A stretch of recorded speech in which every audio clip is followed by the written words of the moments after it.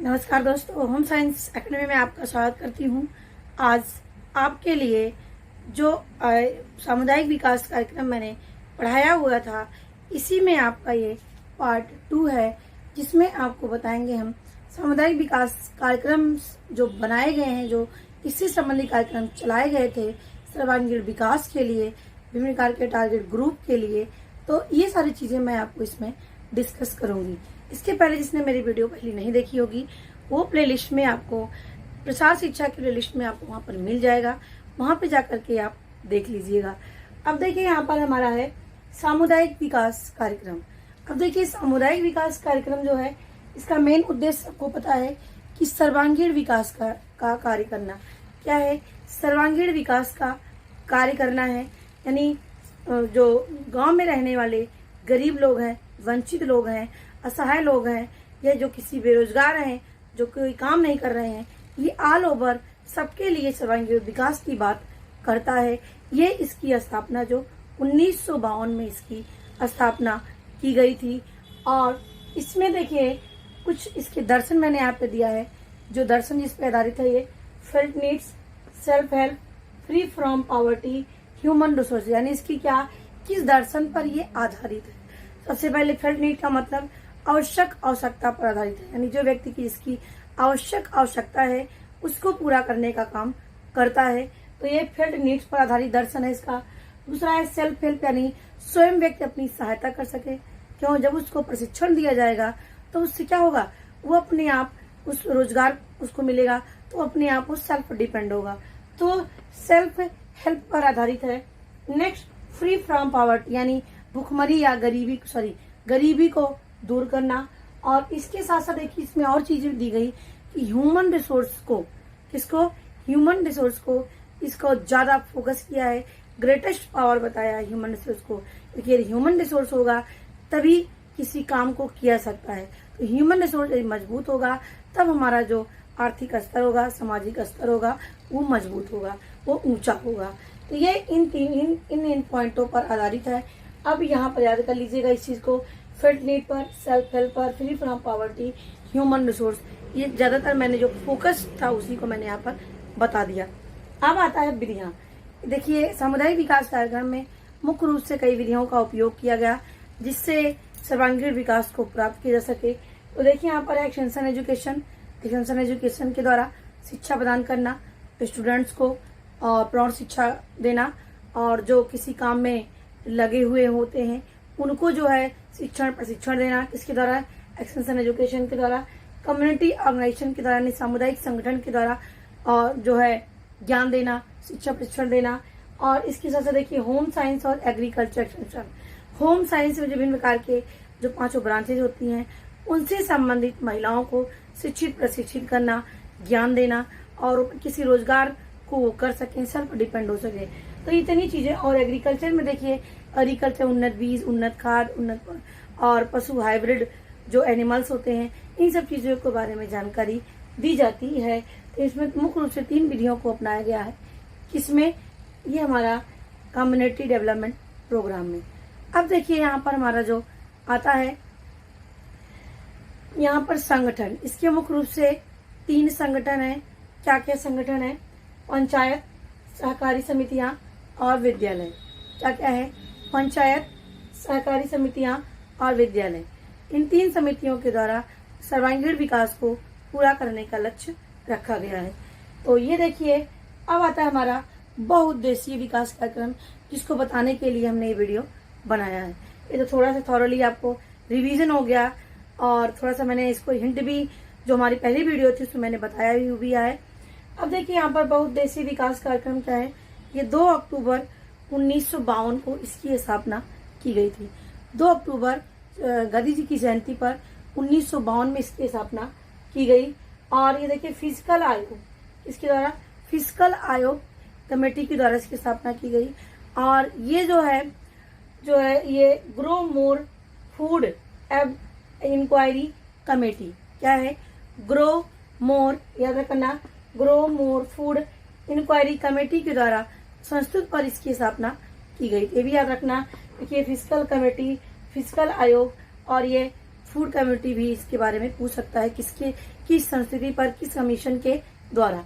यहाँ पर ये क्वेश्चन आपका क्लियर होता है, 2 क्वेश्चन यहाँ से, और इसकी क्या दर्शन है, इनकी क्या विधियां हैं, ये सारी चीजें यहाँ पर आपको क्लियर हुई। अब देखिए यहाँ पर है जो नेहरू जी ने तो जब ये आयोग मतलब कि सामुदायिक विकास कार्यक्रम की स्थापना की गई तो उन्होंने बहुत ही अच्छा माना इसको कि यह भारत देश के लिए उज्जवल तथा शक्तिमान चिंगारी है। इन्होंने क्या बताया कि यह भारत देश के लिए उज्जवल तथा क्या है, एक शक्तिमान चिंगारी है। अब आता हमारा इसी से संबंधित उन्होंने मतलब कि अब जो है जो कार्यक्रम चलाया गया सामुदायिक विकास कार्यक्रम के द्वारा, तो इसमें सबसे पहले HDI है। HDI माने ह्यूमन डेवलपमेंट इंडेक्स। HDI को मैंने डिटेल पढ़ाया हुआ है, आप प्ले लिस्ट में जाएंगे शिक्षा में, वहां पे मैंने इसको डिटेल किया हुआ है। तो 8वीं पंचवर्षीय योजना में HDI लाया गया और उसमें 4 मुख्य रूप से घटक बताए गए। इसमें HDI में यानी मानव को ज्यादा महत्व दिया गया, ह्यूमन रिसोर्स को, और ह्यूमन रिसोर्स में उत्पादकता, स्थिरता, यानी 4 घटक बताए गए HDI के, उत्पादकता हो, स्थिरता, समता और सशक्तिकरण, 4 घटक को बताया गया किसमें, HDI में। तो ये चीजें हो गई। अब हमारा योजना चलती है, योजना क्या क्या बनाया गया है। देखिए, राष्ट्रीय सामाजिक सहायता कार्यक्रम, राष्ट्रीय सामाजिक सहायता कार्यक्रम, इसको शॉर्ट में कर सकते हैं national social help programme. National social help programme यह लक्षित समूह के लिए बनाया गया और इसकी स्थापना 15 अगस्त 1995 में किया गया। कब? 15 अगस्त 1995 में इसकी स्थापना की गई और इसी के अंतर्गत ये मुख्य रूप से 3 योजनाएं लाई गई टारगेट ग्रुप के लिए।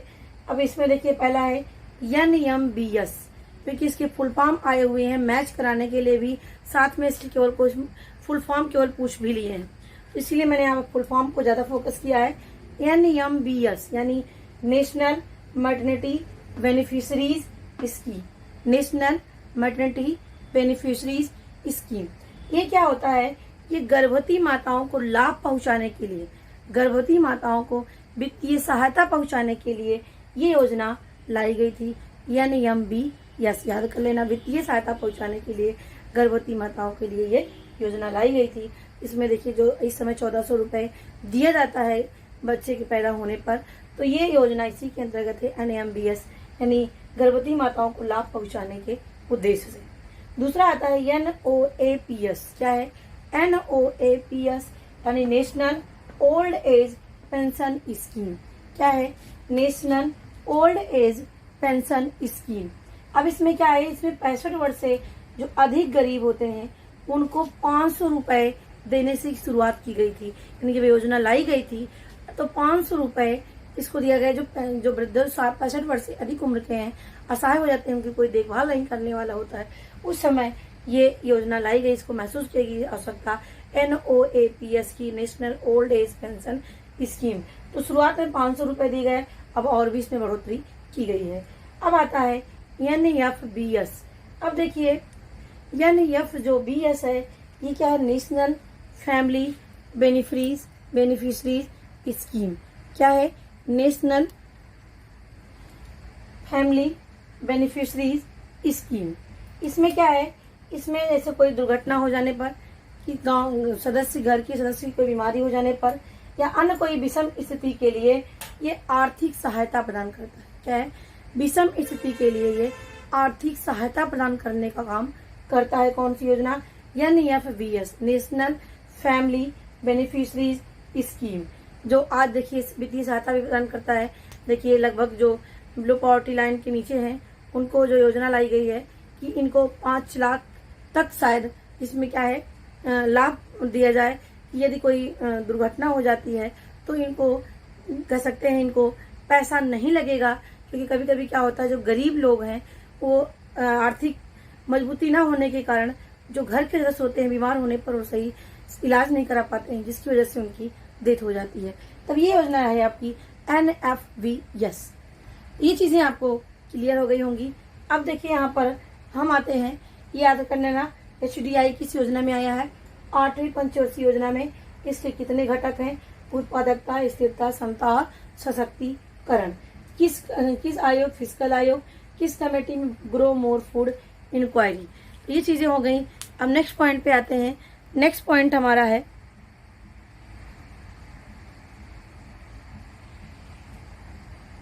अब देखिए नेक्स्ट इसमें हमारा है टारगेट प्रोग्राम अप्रोच। क्या है? Target programme approach. यहाँ पे टारगेट ग्रुप के लिए था। अब ये कुछ ऐसे प्रोग्राम बनाए हुए हैं जो महत्वपूर्ण है इसके टारगेट प्रोग्राम में। क्या क्या चीजें, इसका फुल फॉर्म कभी कभी आता है। देखिए SFDA, SFDA का फुल फॉर्म होता है स्मॉल फार्मर डेवलपमेंट एजेंसी। क्या है? Small farmer development agency. अब देखिए इसमें क्या है कि 1967 में इसकी स्थापना की गई। तो ये गरीब लोगों के लिए है कि जो छोटे छोटे स्मॉल फार्मर्स होते हैं, उनके पास पूरा इनकम नहीं होता उपकरणों को खरीदने के लिए, उन्नत खाद को, उन्नत बीज को खरीदने के लिए। तो उसके लिए इनको कम दाम पर, कम रेट पर उपकरण को उपलब्ध कराने के लिए इसकी स्थापना की गई थी। ये SFDA, small farmer development agency. तो ये चीजें हो गई। अब आता है MFAL, यानी इसमें क्या है? Marginal farmers and landless agriculture labourer. क्या है? Landless agriculture labour. अब देखिए यहाँ पर क्या है, इनको भी इनकी आमदनी बढ़ाने के लिए क्या है, यहाँ पर इनको ऋण भी उपलब्ध कराया जाता है, उपकरण भी उपलब्ध कराया जाता है, इसके साथ साथ बीज भी उपलब्ध कराया जाता है इसमें। तो ये मार्जिनल फार्मर्स के लिए है। किसके लिए है? मार्जिनल फार्मर्स के लिए, ये लैंडलेस फार्मर्स के लिए है कि उनको भूमि भी इसके साथ साथ इसमें प्रदान करने का काम करते हैं। तो ये चीजें हो गई यहाँ पर MFAL। अब आता है हमारा अंत्योदय कार्यक्रम पहुंच। देखिए दो चीजें होती हैं, एक अंत्योदय अन्न योजना है, उसके पहले ही आया था अंत्योदय कार्यक्रम पहुंच। ये 2 अक्टूबर 1977 में आया, 2 अक्टूबर 1977 में आया और जयप्रकाश नारायण तिवारी के द्वारा इसकी स्थापना की गई थी। और इसमें क्या था, यहाँ पर आर्थिक मदद दी गई। इसमें यहाँ भी देखिए लगभग सारी चीजों की आर्थिक मदद के रूप में ही है तीनों। तो ये आर्थिक मदद दी गई इसमें पेंशन भी दिया गया, रोजगार भी दिया गया, प्लस भूमिहीन लोगों को भूमि भी दिया गया। तो ये योजना लाई गई अंत्योदय कार्यक्रम पहुंच, 2 अक्टूबर 1977 में योजना लाई गई थी। अब हमारा आता है अंत्योदय अन्न योजना। क्या है? अंत्योदय अन्न योजना। अब देखिए जो अंत्योदय अन्न योजना है ये 25 दिसंबर 2000 को आया। कब आया? 25 दिसंबर 2000 को आया। इसमें क्या है, इसका मेन उद्देश्य रखा गया, क्योंकि क्या है, कोई भूखा न रहे, कोई भूखा न मरे, कोई भूखे पेट ना सोए, ये उद्देश्य था। इसीलिए भरपेट भोजन सबको मिले, इसके उद्देश्य से अंत्योदय अन्न योजना लाई गई थी। कब? 25 दिसंबर 2000 को। देखिए जो रोज जो कह सकते जो राशन दिया जाता है ये इसी का ही है, अंत्योदय अन्न योजना का, कि सबको पहले 35 किलो जो है अनाज मिलता था 1 रुपए के रेट से।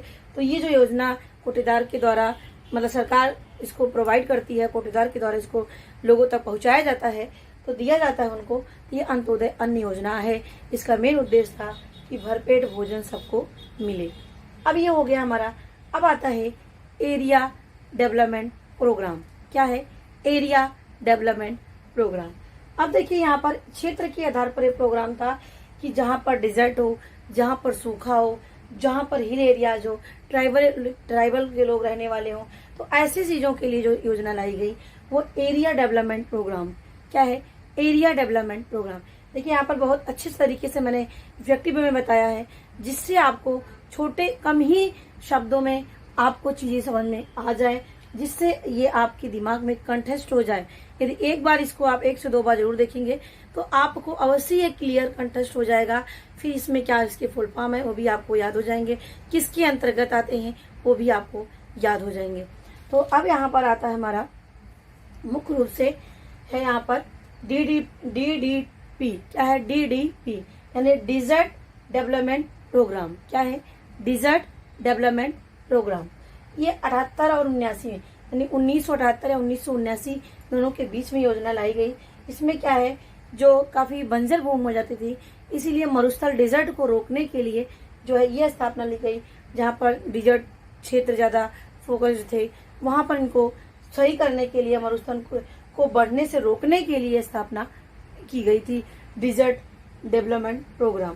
अब आता है DDAP, देखिए इसी का नाम है विलेज, जो है village worker programme. Village worker programme इसको नाम से दिया गया है, village work programme, village work programme इसको दिया गया है। अब ये ड्रॉट प्रोन एरियाज प्रोग्राम क्या है, इसका फुल फॉर्म है ड्रॉट प्रोन एरियाज, यानी सूखाग्रस्त क्षेत्रों के लिए योजना लाई गई थी डीडी के। कि ऐसे क्वेश्चन आपसे पूछे जाते हैं कि कहाँ पर सूखाग्रस्त किसके लिए था, हिल एरियाज के लिए कौन सी योजना थी, और डिजर्ट के लिए कौन सी योजना थी। तो 4 ऑप्शन में आपको दे देंगे, इसमें से आपको चूज करना है कौन सा है। और ऐसे ही क्वेश्चन आपके टीजीटी में भी पूछे गए हैं, नेट में भी पूछे गए हैं, इसका फुल फॉर्म पूछा गया है। तो ऐसा है कि भले ही पुरानी योजना हो गई हो, लेकिन आती है हमारी सामुदायिक विकास कार्यक्रम में ही, इसीलिए यहाँ से क्वेश्चन अवश्य ही पूछे जाते हैं। देखिए यहाँ पर है ड्रॉट प्रोन एरियाज प्रोग्राम, ये 70 से 71 के बीच में आया। ये क्या था कि जो सूखाग्रस्त क्षेत्र है वहाँ पर रोजगार नहीं रह जाता, क्योंकि मोस्टली जो है कृषि पर निर्भर रहते थे, तो इसीलिए वहाँ पर रोजगार उपलब्ध कराने के लिए ये योजना लाई गई। कहाँ पर, जहाँ पर सूखाग्रस्त क्षेत्र थे वहाँ पर, तो रोजगार उपलब्ध कराने के लिए DDAP योजना लाई गई। नेक्स्ट हमारा आता है WVDP। क्या है WVDP, यानी whole village development programme. Whole village development programme ये क्या है, संपूर्ण गांव के विकास के लिए योजना लाई गई।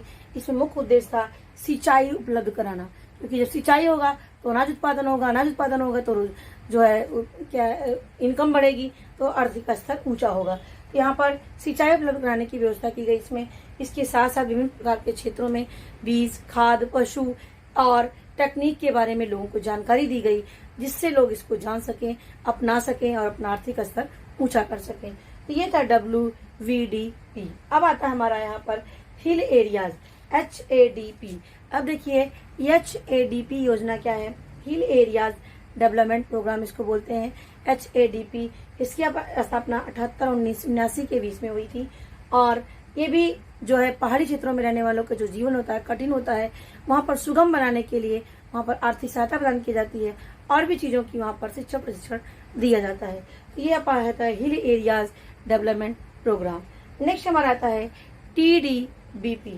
क्या है TDBP, ये है ट्राइबल डेवलपमेंट ब्लॉक प्रोग्राम। क्या है ट्राइबल डेवलपमेंट ब्लॉक प्रोग्राम। इसमें क्या है, ये 1974 में स्थापना की गई थी इसकी। ये मिजोरम में इसके जो जनजाति रहते थी मिजोरम में, उनके लिए योजना लाई गई थी।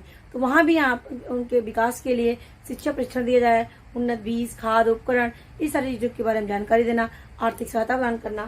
तो ये है TDP। अब आता है कि कौन सी योजना जनजात के लिए होती, तो TDBP है।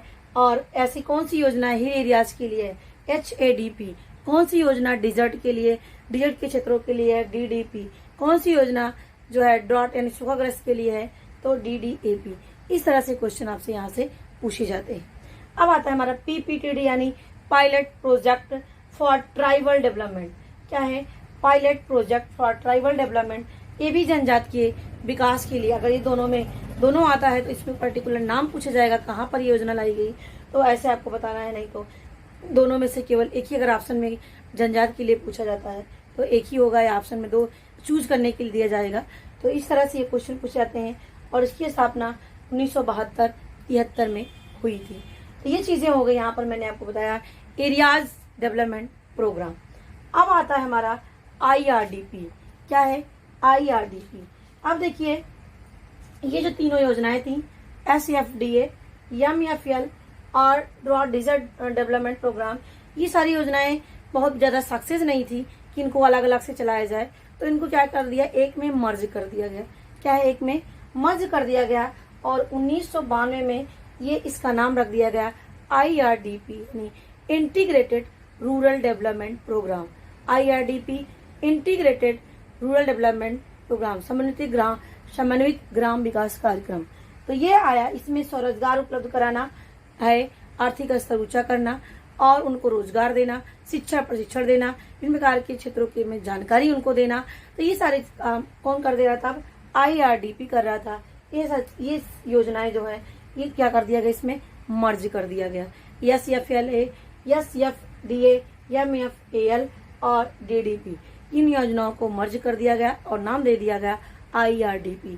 फिर इसके बाद इसी के अंतर्गत और भी योजनाएं लाई गई, जिससे इसमें DAWACRA, ANP, NAEP, देखिए development women and children for rural areas, और ANP applied nutrition programme, NAP यानी नेशनल एडल्ट एजुकेशन प्रोग्राम, यानी नेशनल एग्रीकल्चर एम्प्लॉयमेंट प्रोग्राम। तो ये सारी योजनाएं क्या हुई, यहाँ पर लाई गई, जिससे इनको विभिन्न प्रकार के जो महिलाओं के लिए, पुरुषों के लिए पर्टिकुलर किया गया। तो ये है आपका।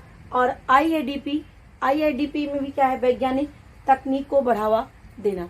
क्या है IADP, इंटेंसिव जो है यहाँ पर IADP लाया गया, जिसे वैज्ञानिक तकनीक को बढ़ावा देने के लिए लाया गया। अब इसमें आता है हमारा, अब देखिए यहाँ पर जो लास्ट चल रहा था IRDP क्या है, राष्ट्रीय ग्रामीण रोजगार जो इंटीग्रेटेड रूरल डेवलपमेंट प्रोग्राम। इसमें ये हमारे SFDA, MFL और DDP को शामिल कर दिया गया इसमें। और इसके बाद इसमें और भी योजनाएं अलग से ऐड की गई। क्या क्या था, DAWACRA, ANP, NAEP, मैंने इसको बता ही दिया आपको। अब यहाँ पर आता है, और ये 1992 में लाया गया IRDP। अब आता है IADP यानी intensive agriculture district programme. Intensive agriculture district programme ये 1961 में आया। इसका उद्देश्य था कि जो विभिन्न प्रकार की वैज्ञानिक तकनीक विकसित हो रही हैं उनके बारे में लोगों को बताना, उसकी जागरूक करना, लोगों को उसको शिक्षित प्रशिक्षित करना, जिससे उसको वो अपना सकें और उनका सामाजिक और आर्थिक स्तर ऊंचा हो सके। तो ये योजना हो गई। और लास्ट में हमारा आता है मनरेगा यानी महात्मा गांधी जो है राष्ट्रीय ग्रामीण रोजगार, महात्मा गांधी राष्ट्रीय रोजगार गारंटी योजना लाई गई। और ये योजना क्या है कि ऐसे लोगों के लिए है, इनको जो गांव में रोजगार प्राप्त करना चाहते हैं, या उनके लिए कि जो गरीब हैं, जो यहाँ किसी को रोजगार नहीं मिल पाता है, वो अकुशल हैं, तो मजदूरी करने के लिए वो तैयार हों। तो ऐसे लोगों को इनको रजिस्ट्रेशन कराना पड़ता है। रजिस्ट्रेशन कराने के बाद उनको 15 दिन के बाद जॉब कार्ड मिल जाता है, और उस जॉब कार्ड से उनका खाता भी खुल जाता है। जो उसका पैसा होता है वो उनके खाते में, अकाउंट में आता है। तो उनको साल भर में 100 दिन का रोजगार मिलना आवश्यक है, इसीलिए इसका नाम रख दिया है गारंटी योजना। तो ये है हमारा मनरेगा जो 2005 से ये चल रहा है, काफी एक्टिव भी है और ये काफी सक्सेस भी है। तो आशा करती हूँ कि आपको ये कम्युनिटी डेवलपमेंट प्रोग्राम पसंद आया होगा, अच्छा लगा होगा, और आपको ये टॉपिक भी आपको क्लियर भी हो गया होगा। यहाँ से जो क्वेश्चन आपसे पूछे जाते हैं, अब यहाँ पर आपकी गलती नहीं होगी, आप आसानी से इसको हल कर पाएंगे। तो मैंने जहाँ जहाँ आपको हिंट दिया वहाँ से क्वेश्चन आपके पूछे जाते हैं। तो इनको आप जो है अच्छे से तैयार कर लीजिएगा, कॉपी में नोट कर लीजिएगा। ये वीडियो मेरी अच्छी लगी होगी तो हमें कमेंट में जरूर बताइएगा, और दोस्तों के बीच में शेयर करिए, जिससे ज़्यादा से ज़्यादा लोग इससे जुड़ सकें और इसका लाभ ले सकें। कम से कम समय में अधिक से अधिक ज्ञान का अर्जन करना, ये हमारे इस वीडियो में कह सकते, जितनी भी मैंने वीडियो बनाती हूँ सब में सोचती हूँ कि कम से कम समय आपका लगे देखने में और अधिक से अधिक चीजें आपको मिल पाए। तो ये हमारा उद्देश्य है। इसी उद्देश्य से वीडियो में बड़े मुझे टाइम लगता है बनाने में, लेकिन हम यही मेरा एक उद्देश्य है जिससे आपको कम समय में अधिक नॉलेज दे सकूं। तो आशा करती हूँ कि वीडियो समझ में आया होगा। तो मेरे वीडियो देखने के लिए आपको धन्यवाद।